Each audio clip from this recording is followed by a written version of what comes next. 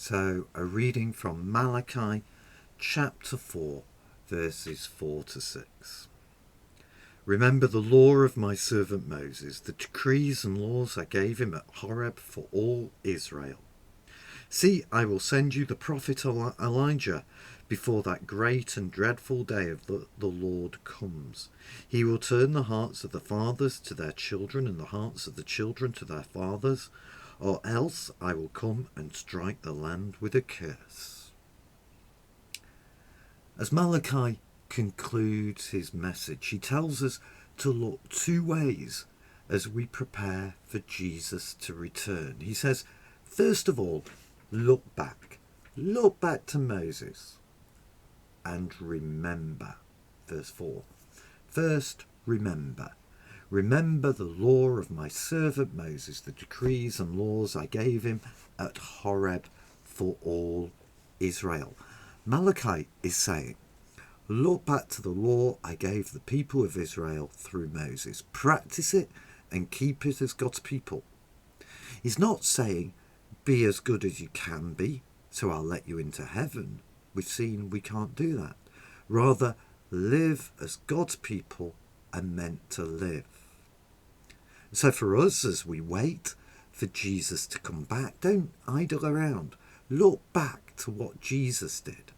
All that Jesus taught us that we read in the Bible, and do it. Remember that wonderful verse, if you love me, you will keep my commandments. John 14, verse 15. So live as God's people and remember who you are. Look back to Jesus. But secondly, look forward.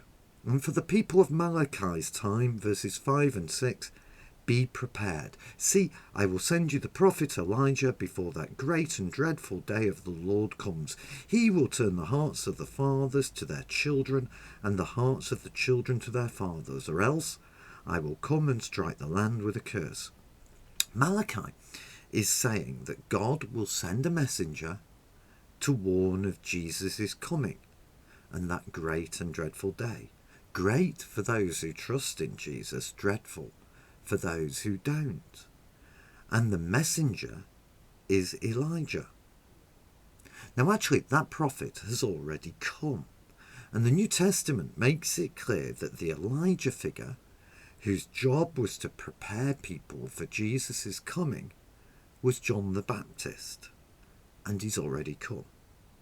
His job was to turn people back to God's ways. And here Malachi gives the example of family unity. So if Elijah has come, then what are we waiting for? Well, only for Jesus' return.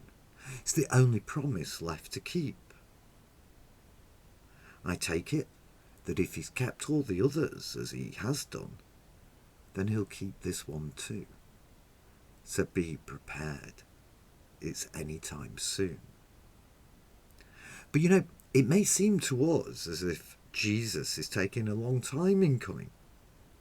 But remember the warning of Luke chapter 12. But suppose the servant says to himself, my master is taking a long time in coming, and he then begins to beat the other servants, both men and women, and to eat and drink and get drunk.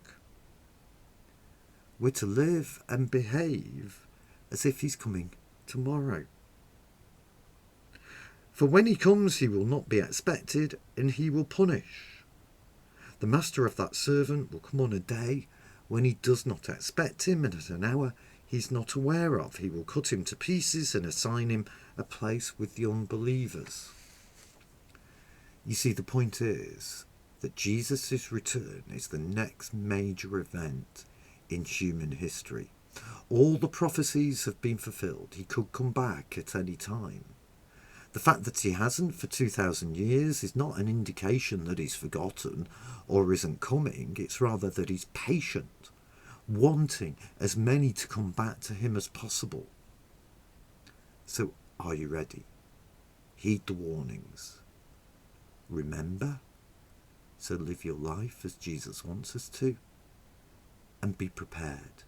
Jesus could return today, tomorrow, weeks, months, years. Basically, Malachi, the whole prophecy, is warning us about being half-hearted towards God.